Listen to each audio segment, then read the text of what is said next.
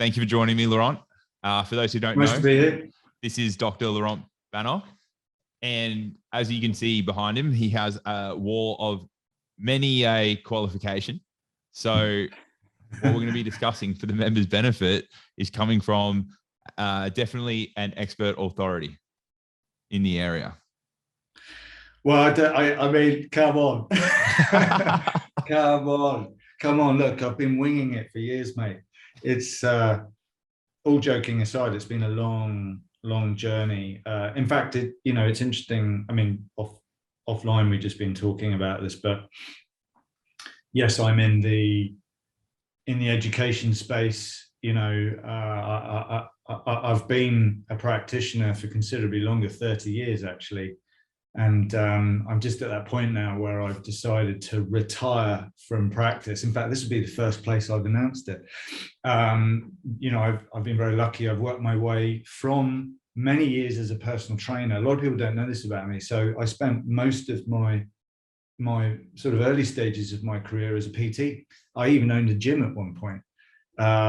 So there you go. I didn't even know that. I knew you were a PT for many years, but I didn't know that you owned a gym. Yeah. Yeah, a lot of people do. That was a long time ago, and in fact, that experience was painful, which some of your people there will have probably had the same experiences. As I finally got my own gym, my own studio, and then my own gym, and then a big, massive chain opened this huge, massive health club on the other side of the street. Literally, that just killed me overnight, killed my business overnight, and. That was one of the events that made me think, you know what, I need to try something different. And actually, that launched me into going into the more elite PT sphere in London. So I ended up moving to London and worked a lot back in the days when a personal trainer was not really well known. It was sort of the thing that only Hollywood stars would have. So, but London being, a capital city with, the likes that like to have those specialty novelties, I became one of those people. But that's actually what forged my interest in nutrition and lifestyle, because I found that was an area that I felt had more realistic impact on people, which everyone will share. You can train people, if you're lucky, 2-3 times a week. But people are still eating, 2, 3, 4, 5 times a day. And the fact that they're not achieving their goals is, it's not the failures of the 3 training sessions a week. It's the bottle of wine and the bars of chocolate and the whatever that they're having every day. That's probably that, the failures in their own behavior change and so on, which is very difficult to achieve on 3 sessions a week. Of course, fast forward nowadays, you've got technologies to interact with people online and so on. But I've found this all interesting because in my case, I was that PT. And then, many years later, I ended up, heading up nutrition for the #1 football team in the world, the Belgian football team.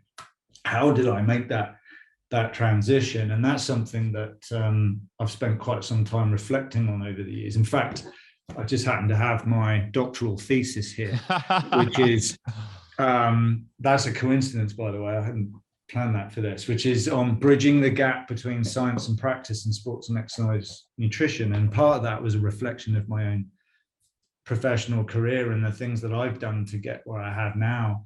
And part of that journey very much involved, yes, the need to upskill myself from being a badly qualified, educated PT as I was back in those days. I did not have a degree or anything and felt a dire need to improve upon myself. So I went and did every certification known to man. A lot of it was, as I reflect back, was embarrassing stuff, just, I can't believe I did it, total quackery. Some really bizarre alternative stuff that I got into, but it was in the pursuit of trying to do the best that I can for my clients to get results and outcomes. And then you've got, those issues where you then perceive yourself to be qualified or not qualified in the eyes of your peers, your colleagues. Oh, you've got to have a degree, you've got to have this, that, and the other. So then I ended up embarking on that journey, went and got my various degrees. The problem is, that still didn't teach me what I needed to be effective and impactful in my work. And I think that those two words are very important, it being effective and impactful. And that was something that I, identified a lot in my research, was how do we actually become good at what we do? Because bear in mind, and a lot of people, this hopefully isn't a total shock to everyone, if you want to be successful in your work, at the end of the day, it doesn't really matter what bits of paper you stick on the wall.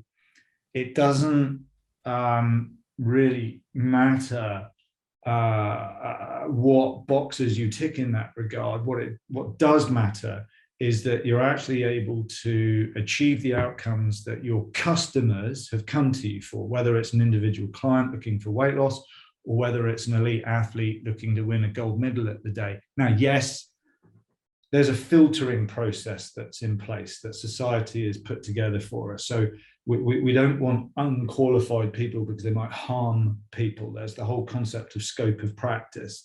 There's the requirements of an employer. It is entirely up to them to determine the credentials that you should have. They're the ones giving you the work. But either which way, these bits of paper and so on might offer you opportunities on the basis of keys to doors, whether it's professional registration or access to a job interview. But 99% of us will operate privately, one-to-one, or in group settings where you are your own employer. You've got to find your own clients. By far the most successful practitioners out there are people making a lot of money. There's some very successful. We've got some members who are openly accredited that went through your program. We've got graduates they did our as well. Did your program, and single service providers. We did our survey. Just over 30% of the member base participated in it, and I should also say some didn't because they weren't single service providers, and this survey was geared to those, or then employees in a service provision setting. So some of our members have multi-million-dollar companies that they run, and they've got multiple people under them. So there's no way that they'll skew the data. But we have 6 people doing over $400,000 a year, and it's just them with then maybe administrative support. That's it. No one else. No one else under them. No additional practitioners. Well, you think about what's involved in that. You got somebody who's good at, they're confident people. They've got to be good at pitching. They've got to be good at organizing their business. They've got to be good at all sorts of things that does not come under the bracket of sport and exercise nutrition. And you absolutely are not taught these things at university. It's an utter failure of that method of education. So even if you do choose to spend years going through college, which I have now eventually done, getting your various degrees, you are going to find yourself with that gap that I assessed in my doctoral research that is vast. I mean, the word gap's just three letters. It is much bigger than a 3-letter word. It is so big that in the UK alone, there are thousands of graduates of sports science degrees, sports nutrition, strength conditioning, and so on. Sports nutrition being the probably one of the biggest growing areas along with strength conditioning. It's absolutely vast numbers. Where are most of those graduates? They're in real estate. They're in anything but sport and exercise, nutrition. The amount of jobs in elite sport are maybe as many as I've got on my fingers. I mean, if you think in Australia, the number of sports teams that are hiring sports nutritionists is still quite new. Yes, you've got, like, one of our graduates is now head of performance at the the New South Wales Waratahs, for example. Those are relatively new examples of people. But then that's an example of where somebody is head of performance, strength conditioning, etc., and sports nutrition is an added specialization. So then we've got this other problem, and I realize we're going down a few rabbit holes. No, I like it. I like it. So that's the way my brain works. But the point, though, is that rarely is sports nutrition an actual singular defined profession. Modality, yeah. But that's the only thing that you're going to do. No, your successful online coaches are also teaching them about sport, exercise, behavior change. There's a whole psychological element there, of course. And the whole concept of coaching itself is an art form, you know, of course. But are there many successful sports nutritionists? I would say, you know, there are very few highly paid sports nutritionists. As I say, it's the self-employed pathway actually that gets you into being a very successful without a doubt. Yeah. Yeah. I mean, obviously, you have to define what you mean by success. Of course, not everyone financially affluent, good work-life balance. Yeah. Buy-in from their clients. I would say it is a landslide if they're your criteria for success, like work-life balance, lifestyle, financial affluence, and then client buy-in and satisfaction. It's private practice by a landslide. Oh, by a landslide. And so although I've worked with, you know, Team GB and lots of Premier League football and rugby teams and so on, most of those gigs have been very part-time, but they absolutely have played a role, I guess. I mean, you know, it enhances my resume and so on. But my career has largely been based on what I've achieved privately in terms of what I've been able to do in terms of providing for myself and my family, my home, the ability to take on a mortgage, investments, this sort of thing. You're not going to earn that money really via working for sports teams. Team sports, and I would say it can help, and it's brand association and all those sorts of things, and you certainly learn a lot working in those environments. But yeah, striving to achieve a successful career where this is your passion is going to be largely in the private sector, and that's where this conversation is important, because your perception of what is required to get you there is based on a lot of misinformation, I feel, that is promoted by the industry, that is the traditional education system. And there's a lot involved in getting a degree, absolutely. But whether or not that method of education is geared around making you effective and impactful, particularly in private practice, I would say it's a resounding failure. And I think, you know, a lot of people that have done those degrees will recognize that. The statistics and figures support that though as well. Typically, so in Australia, we've got stats around that, and from the last survey that I came across, it was that the majority of dietitians, which they get private health provider numbers, government funded work, the taxation, there's far greater taxation benefits for dietitians as well. There's no revenue taxes; they actually get refunds rather than other service providers paying the tax. 80% fail private practice within 12 months.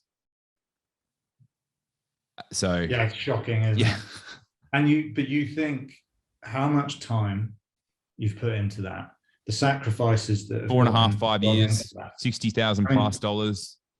Well, yeah, I mean, UK, Australia is one thing, but if somebody's in the States, the United States, you can add another zero on the end of that, the sheer cost. You know, you've got people in their 40s commonly still paying down student loans that they started in their 20s. That's horrific.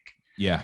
And yeah, you know, you need to be sort of a Harvard, Cornell, you know, law or Ivy League, neurosurgeon type graduate to be earning sufficient money to pay that stuff off. The cost to benefit of that pathway is pretty questionable, but that is the myth that still persists in every country, is that that's the best way to achieve these things. Now, you know, I think we should obviously be careful and say, look, if your absolute goal in life, irrelevant of how much money you earn and the longevity of that, which by the way in pro sport might just be a season, it's quite commonly, particularly if the what we call the gaffer moves on, he will take his inner circle with him, and you're out with it, you know, you've got no job anyway within a year. You certainly don't want to look at that from a secure you know, job perspective. But if that's what you want to do, there are certain hoops you're going to have to go through. But I don't think that's really where our conversation needs to go, because I would imagine, most people are like you and me. We want to have a secure, safe environment for our families, and we want to build it onwards and upwards towards something meaningful, and that's where this conversation has value. Definitely. And I think that's something that we've touched on in the last year a few times now. And it's a concept it's evolved into a concept that I've been playing with, which is like, once you've passed all the trials associated with private practice establishment and you are now in, it's now time to start thinking of life outside of sports nutrition. Yeah. And part of that is like part of that conversation, and part of that, I guess, internal discussion that people need to have within themselves and then have with their peers as well, is how much study do I do and how far do I keep progressing? And contrary to what people may believe, and for the two of us, because our position at the association is, hey, we at least want you to have grad dip or its equivalent, or a bachelor's, to be openly accredited and practicing full-time. Like, if this is your full-time career, you need to have that.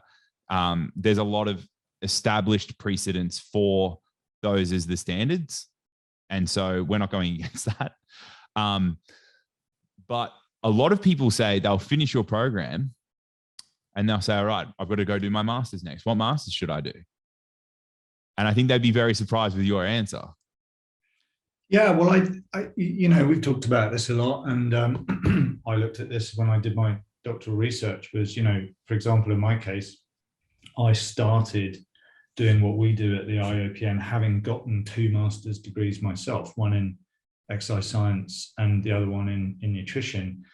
And it wasn't a failure in those programs, because you could say, oh, you just happened to have done 2 terrible master's degrees. It wasn't about that. It was more that what is required to be effective and impactful in your work as a nutritionist, as a coach, as a health coach, whatever term you want to use. There are so many different aspects to that, and if all you've done is mastered the knowledge that is found within some textbooks, and you've been able to conduct some research on whether or not rats and mice know how to use a knife and fork, for example, is really, it's so disassociated with the realities and requirements of real life practice that unless you've got all the time in your world, particularly, if you're only 18, 19 years old, and that's the absolute, you already know what you're going to do, and most of us don't. So if you know what you're going to do, then those 3-4 years of your life, you can look back on that and go, it was expensive in many ways, but there might be some value to having done that. But if you're in your 20s already and you go, right, I'm going to go and do all these different degrees, and before I know it, by the time I'm in my 30s, or even if you're in your 30s and this is now the conversation you're having with yourself, and I'm going to do this, and by the time I'm late 30s, early 40s, I'm going to finally have these industry gold standard qualifications, a master's degree or whatever, you are going to be so disappointed, because you still won't have acquired the essential tools that are going to be necessary for you to actually achieve effective an effective practice, effective outcomes, that ultimately high levels of impact that are going to result in you being good at what you do, getting the results that people are going to pay for and pay well for, and refer you, word of mouth, etc., in an ever expanding sea of competitiveness. So many people, you're no longer competing with somebody in your local postcode, in your town, in your village. Whether you're in Australia or in Scotland, as I am, you, as an online coach, for example, you are competing with anyone from Sri Lanka to the United States, somewhere in Australia, obviously some other part of Australia, absolutely anywhere on the planet that has access to The internet, for example, is a potential source of competition. So your people are going online looking for an online coach, for example. They are largely going to be looking for somebody who can help them achieve the best possible results and outcomes. And then you've got things like buy-in. How do you buy in to that person's ability to deliver that to you? It is not these things on the wall.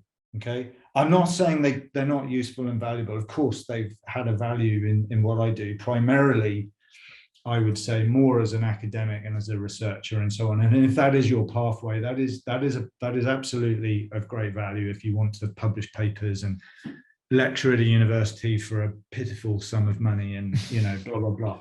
But if how many people in a cohort? Just so I just want to touch on that as well, right? So we're saying, hey, if you want to do a master's, do master's or PhD, and you want to do research because you're genuinely passionate and curious about this stuff. How many people in a university cohort would you say, or like what percentage of a cohort does that actually suit? Very few. Well, you see, so out of say 15, 20 people in a standard university cohort. So like I used to run a master's degree at a London university. So we would get sort of 15, well, over the years, they would expand the number of students. Why? Because the university wanted to make more money, but that lowered the standards of supervision and so on, but that's another conversation. But the thing there is that, well, firstly, people will apply for that thing because in their application, they'll say, I want to work for Arsenal or whatever, right? It's one job, okay? And you're not going to get that job, by the way. So, almost nobody will get that job. So most of those people will acquire that qualification and then go back to wherever they're going to go. And they will then find that they can't make a living.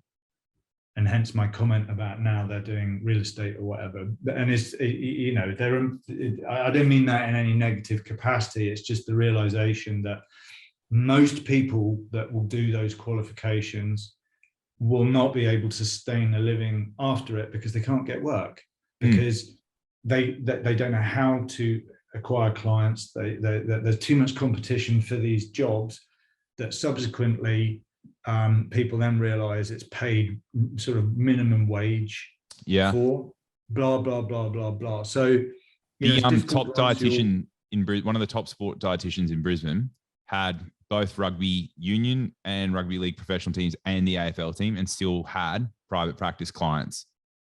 Just so people can understand that. So like three of the biggest football codes in the country in Australia that had them, and they were still doing private client clinic, and they weren't getting paid much from those three. It's crazy. teams. And I think that there is a myth there that needs to be blown. It's advantageous to teams, universities to get interns and this, that, and the other and so on. But ultimately, if it happens to come by as an opportunity, you just have to look at it as a short-term opportunity. But most people won't get these opportunities, and they will find it disappointing for the most part. But I've done very well also in these regards. But to bring this back to the central point of, does one need a master's degree? Well, first you could get a master's degree in sports nutrition.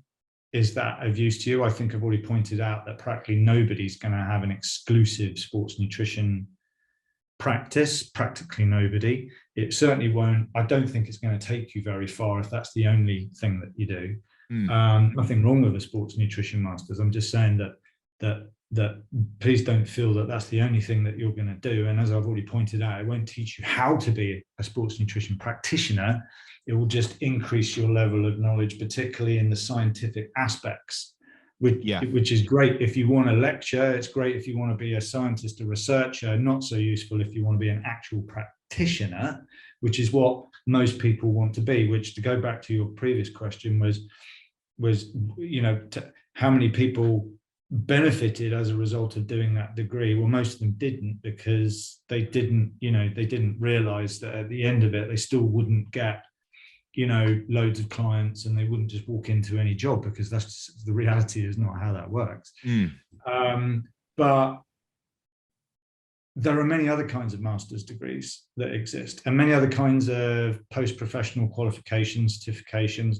So You could go and do sports psychology, you could do strength and conditioning, you could go do physical therapy, you could do entrepreneurship, marketing, learn how to code websites, your own website, behavior change training. There are so many different things you need to do. And I would recommend that people sit back and just think about more globally about what do they actually need to move to the next level. Does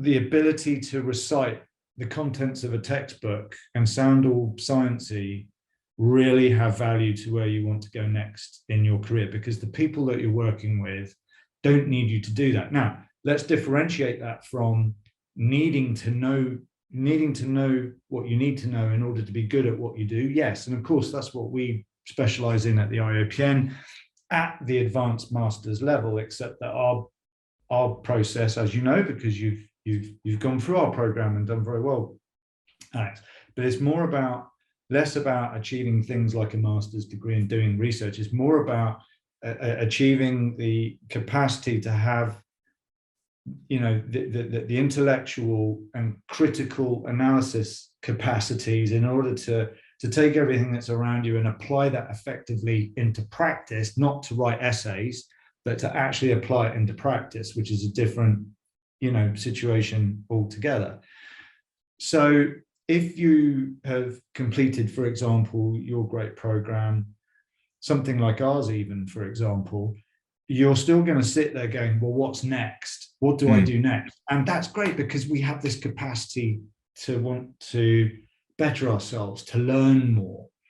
And doing a master's degree is absolutely an option. But I think there are so many other things that you could do and should do that will benefit you as it relates to your existing career and practice, that you're going to find that doing a master's degree actually is probably a lot lower down that list of priorities. Maybe what you should do is create that list of priorities. And it might well be your own anxieties about how people consider your level of expertise or qualifications or whatever. You seem to think you need to tick that box by having a certain credential because there's a very grumpy, nutritionist, dietitian, whatever in your community is going on about only registered dietitians should be working in this field. Is based on the fact that they themselves are not doing very well, and that's because there's too much competition and they're not having the effectiveness or the impact that they're trying to achieve. So it's complicated, that's for sure. But you do need to think about this stuff. Yeah, look, I agree. And I think from our end, as soon as someone is openly accredited, so they've got grad dip, bachelor's, they've been practicing for 3 years and they've got 3 years of experience. We don't, like, from our end, you are sufficient. Your place in the industry is secure and sufficient. That's all you need to do. But I think a lot of people still experience that to some extent, relatively, that imposter syndrome. Imposter syndrome is interesting, isn't it? And you've got to ask yourself, I've had imposter syndrome. I mean, I can tell you now, after achieving 2 master's degrees, I still had imposter syndrome. And actually, when I did my doctorate, the first doctorate I went down the path of was a PhD, which was much more, my focus was going to be much more in physiology and bioenergetics and stuff like that. And that's just not my bag. I'm not gifted in that pathway. But then also, as I started to embark down that pathway and, getting into research and statistics training and so on, I was like, this is like, I've already been a successful practitioner. I want to be even more successful.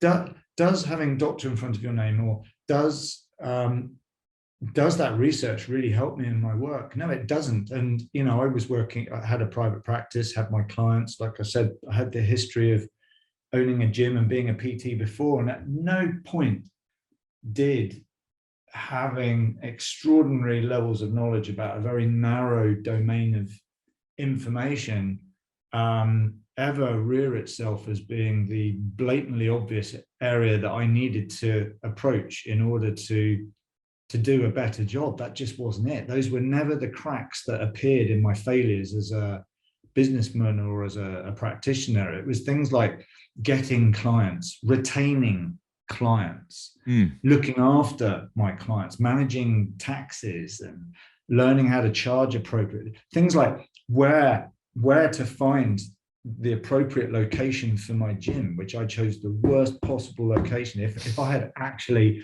looked at it, I would have realized planning applications had already gone in for this place years before it opened. You know, stuff like that, stuff that you just look back and go, God, I wish I'd known about this.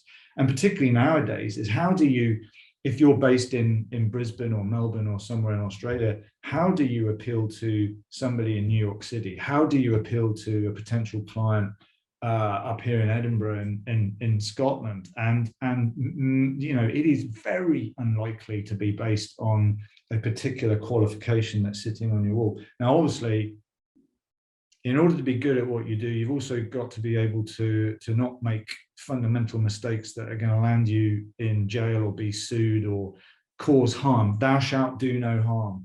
Absolutely. So understanding scope of practice, having the prerequisites that enables you to achieve a level of knowledge that is sufficient to get you started in practice, and in particular, that which means that you're safe to practice and achieve the credentials that are necessary to become insured, are important.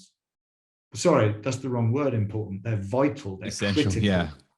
They are essential. But it's that moving target of what is necessary to achieve that, to filling that imposter syndrome gap, masters and doctorates, you know. And like I said, it's a careful, it's a funny balancing act. Hey, like it's, hey, yeah, you need to have enough to be registered, insured, recognized, based on your country's requirements.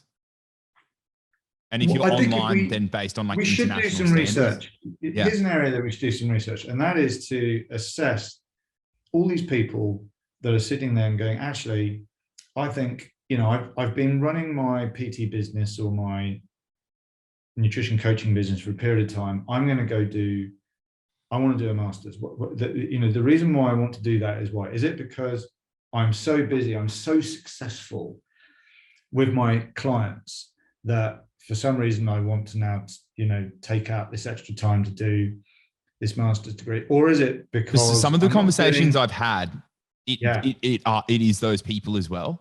And even then, it's funny because I think to give people, if they see this part from what we've spoken about, to give them some context, years ago, I was hounding you.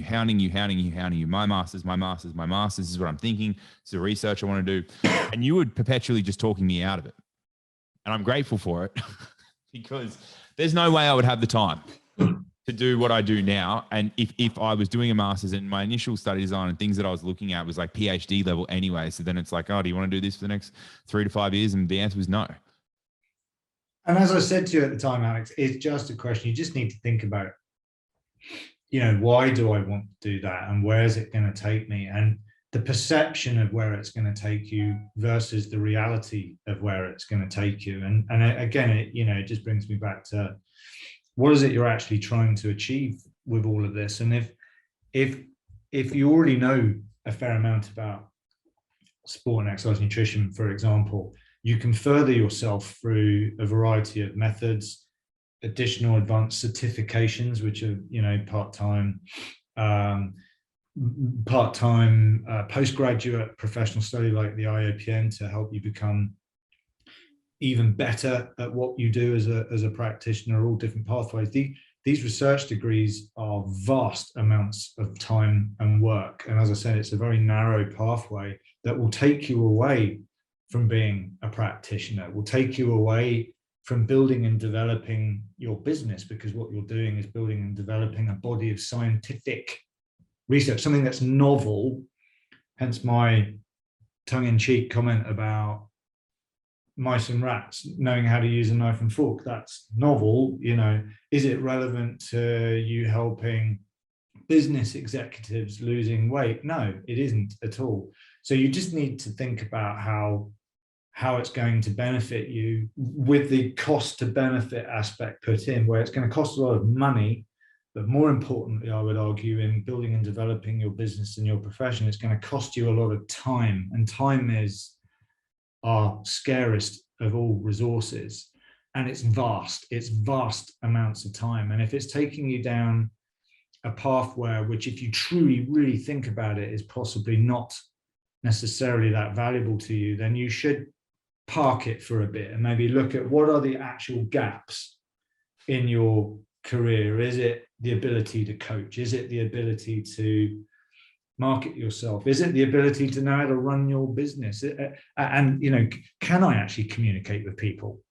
You know, you might be good at rocket science, but does your client care about that? Maybe not. You just got to think about it. It's like the late Prof Tipton, God bless his cotton socks, who sadly left us a few months back now. But, you know, he would always teach me, for example, to be skeptical but open-minded. And I think there's a lot of people who get funneled down this being skeptical, science, you know, this is all hocus pocus and whatnot. But you still need to be a little bit more open-minded, and you can use that term open-minded, you know, approach it in different ways. Open-minded, broad-minded, looking at the bigger picture. So whatever it is that you're doing, just be mindful of the bigger picture. And is it relevant to your actual needs? Not necessarily today or tomorrow, but, you know, I remember talking to you about this, you know, 5 years from now, 10 years from now, are you going to look back on that decision and go, why did I do that? Now, you can't predict it, but you do at least need to ask yourself, how likely is it that that's going to be valuable to your decisions? Yeah. Is it going to be a significant tool in your toolkit in 5 to 10 years time? Yeah. Just think about it. There's no necessarily right or wrong, because it's contextually, you know, the context matters. Of course, I had to throw that word in, obviously, but the context really does matter. But you just got to think about it, and people don't. And I think that's what it is they go, right, what's next? Right. You know, there's this sort of pressure I feel to go and do a master's or something, or a PhD. It may well be the right thing for you to do, but you need to seriously think that through. Yeah, I completely agree. I think the criteria, and you've touched on it a number of times, is that if they're not out of the initial startup phase in private practice, and they don't have consistent clients, a consistent stream of referrals and new clients and leads, and they're not able to retain clients well, then you shouldn't be considering additional study until you nail that. And that's what we have now. Like, we revamped our business and like service provision unit and module within our program, just so that way we can have a blueprint. We surveyed like a great deal of the member base of the outliers, both with like doing exceptionally well and not doing that well, and sort of, you know, still being on the fence and not having transition. We did go with a few of them, and everything tends to fall relatively close within a standard deviation or two from the mean.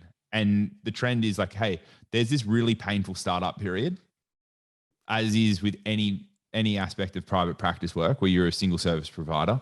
And once you get through that, then it's time to start looking at it. And yes, it's definitely a good question to ask yourself. But then Absolutely.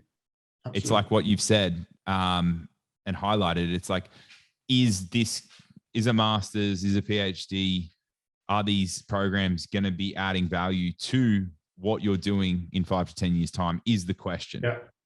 Yeah. And maybe in 5 to 10 years time is when you do it. For example, I did I turned 50 this year. Let's keep that quiet. And I did my doctorate. What was it? I started that 5-6 years ago. So I was in let's say my mid 40s, you know, so I'm by no means a perfect example. But my point being is I'd already achieved a lot of success before I got my doctorate. And, you know, I just want people to think, that's all it is, just think this stuff through. You know, the commitment to these things is vast. And I think, to bring that back to what you were saying, you need to be able to work and operate with your practice, with your clients, and allow that to tick over so that you can pay your bills, sleep at night, live a life, stay healthy, etc.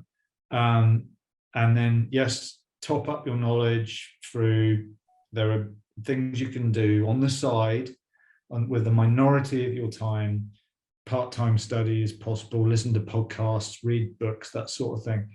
But you still need to run the show as it is. Because once you start going down masters and PhDs, you will find that that will take up a disproportionate amount of your time and energy and your focus. And whilst there's always success stories, there are more failure. There's more failure and more misery than people would care to highlight, sadly. And that's why, you know, these conversations have value to people who are thinking about these things, because they may not know that. Yeah, definitely. I think a lot of people sort of like, especially now, because there are a number of really highly qualified, evidence-informed practitioners who is like, you know, pseudo influencers, pseudo social media celebrities and stuff these days. So they've set a really good example in the industry, but there is a bit of like an undercurrent of influence that's suggesting that you need to match those qualifications and or follow in their footsteps. And if you're feeling that, it's normal. But I think for a lot of people, it's like, listen to that if you're already spending hours in labs and you're already spending hours. But also, Alex, you know, a lot of these people, they've taken, like, if we're thinking of people like Eric Helms, Brad Schoenfeld, like me, that they've done lots of things before that. They, you know, Brad's my age. In fact, he's a few years older than me. He only got his doctorate, I think, round about the time of turning 50. So just think about that. Now he's a professor.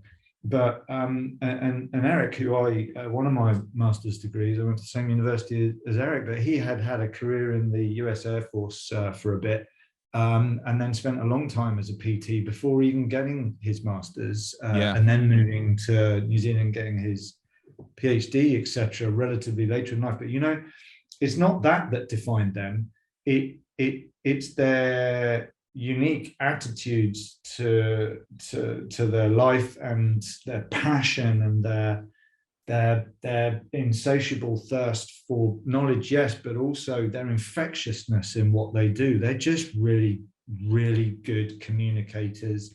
They're leaders, they're influencers. That's not the degrees that they got. They were doing that before they got those qualifications. So just because you see blah, blah, blah, PhD, blah, blah, blah, MSc, you know, there were many things that they did before that point, for the most part, that got them there. They just added those things on later, which, yes, maybe you should do, like I have, get those credentials after that fact. Just don't rush at it because you see, you know, Lane Norton PhD or whatever. These are very rare characters. There's very few of them that have achieved it, and it's because of those credentials. There are many other factors that have led to their position that you find attractive, shall we say, that you want to be them. You know, that's needs some thinking through.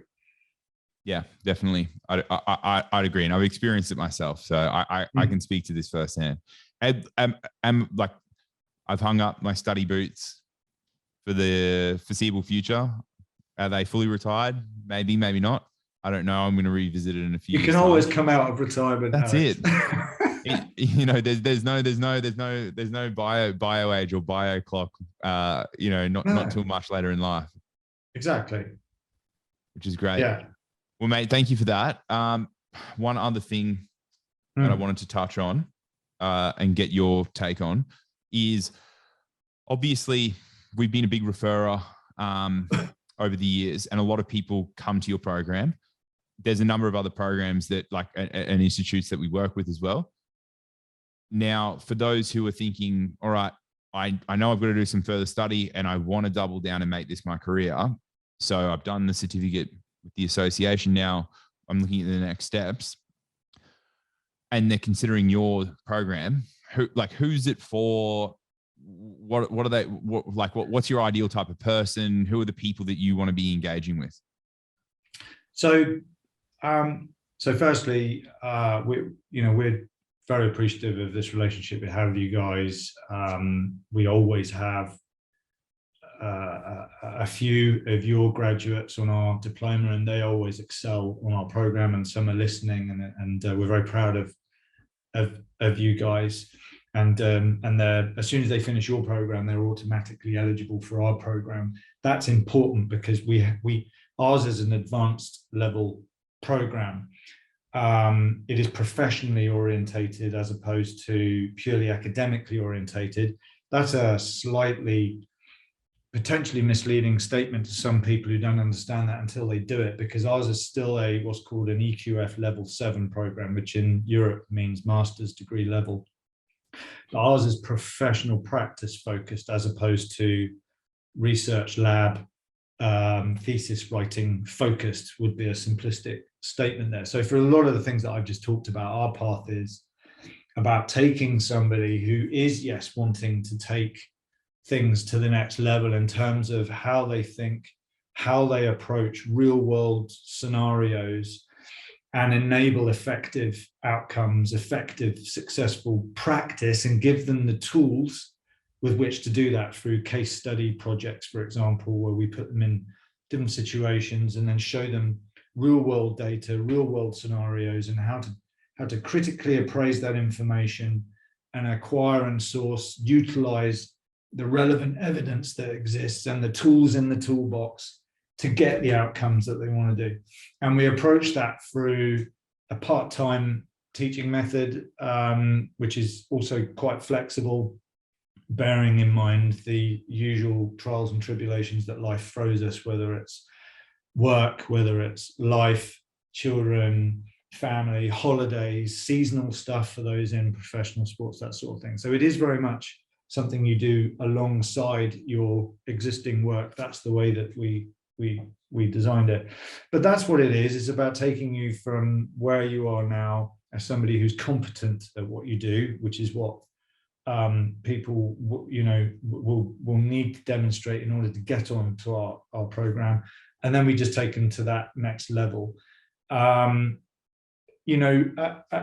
this point, it becomes very different from, say, a master's degree because of the reasons I've just explained. It is very much about applying stuff. Especially the masters in sport and exercise nutrition science or sports nutrition, because the master's programs at the moment are really like scientifically, academically focused. Yes. So, and I think this is something like, especially in our industry, people may not even be aware that certain master's programs are very heavily practical and professionally focused, but they just don't really exist in our industry, like in these fields at the moment, in the applied science. Well, no, you've got nursing. So you've got things like nursing, architecture, engineering, which are very applied practice focused programs. You're training engineers, you're training clinicians. And when I did my research on how we bridge that gap in our industry, I looked at those fields and looked how do they approach the training of masters in their work, people who are going to be effective, practitioners, technicians, engineers, and so on. And that's what we've started to approach in our program, is teaching people how to do stuff rather than just knowledge, because there's science and then there's practice, and there's a lot of things that goes in the mix of that, like I say, behavior change, but also learning how to differentiate science from good science, bad science. So you've got quality, but you've also got relevance. How do you determine the relevance of that information? It may be super duper fantastic Nobel Prize winning science, but it might be completely irrelevant to the context that you're actually working in.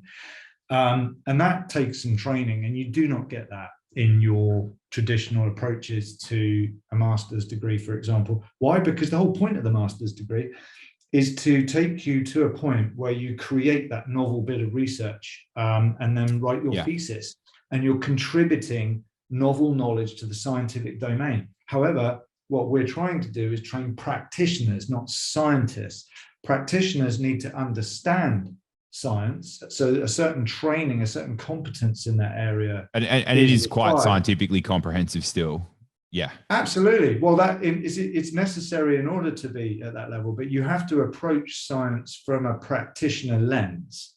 So that's why, if you're going to talk about metabolism, rather than looking at stuff that's only done in rat models, for example.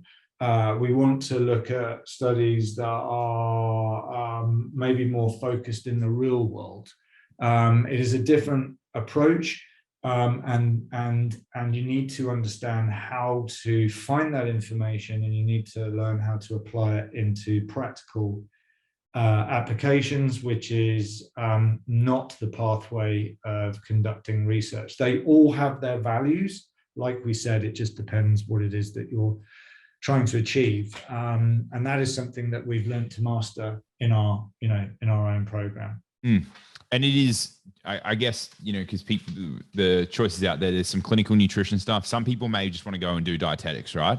If you want to do clinical nutrition, dietetics, whatever it is, I would suggest do that.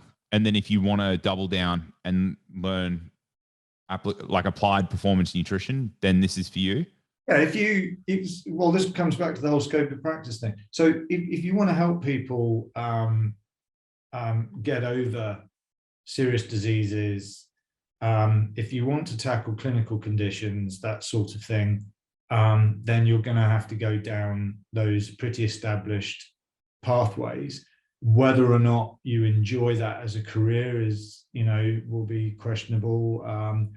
Whether that will sustain you a long, satisfying, secure job is another one. I mean, you can't guarantee that for anyone, but that is very different approach than it is when you're working with recreational athletes, i.e. people going to the gym, they just want to look better naked, or physique, athletes, that sort of thing, all the way to amateur triathletes, marathon runners, blah, blah, blah, all the way through to elite recreational athletes like Ironman triathletes, that sort of thing, highly competitive physique athletes, people who are just really serious. It's a major part of almost every day.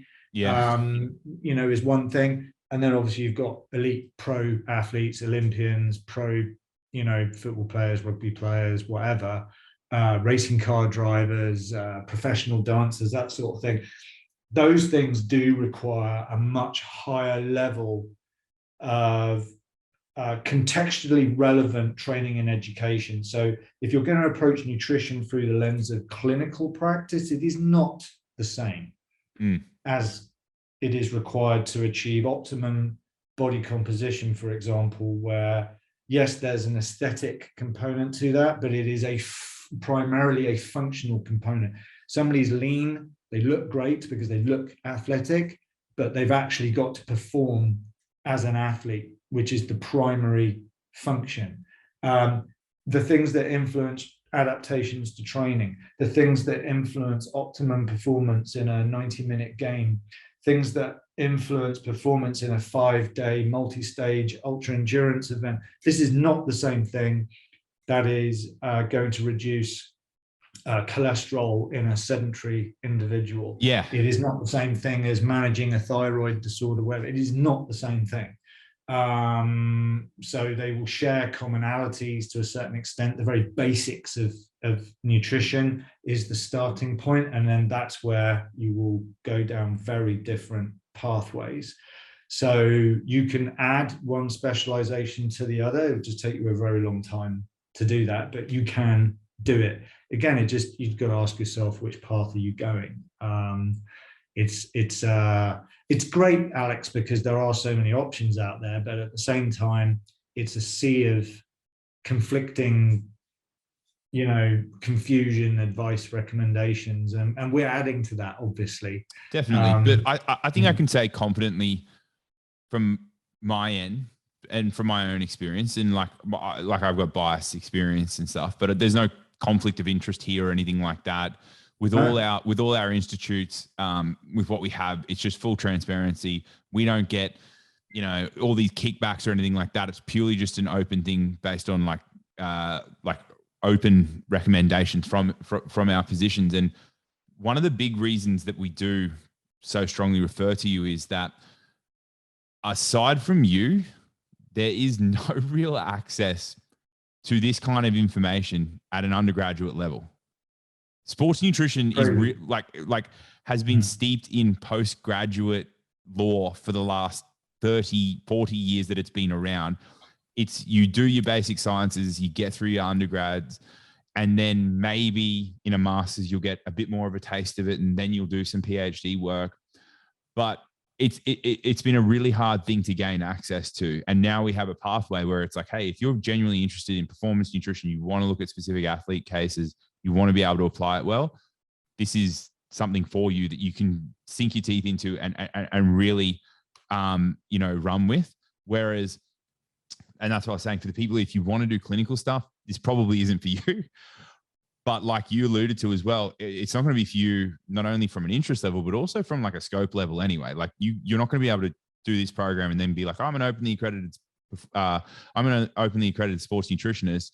Let's go fix your thyroid. We don't provide a policy that covers them anyway. So yeah. Yeah. And I don't, look, there are people who will go down the sort of the more gray area, like in the UK. There's a grey area of nutrition practice, which is your nutritional therapy, functional medicine, and so on. And I'm not going to comment on that, only because it's a grey area for a reason, and that is because I personally would consider that an area that does not fit within my own scope of practice.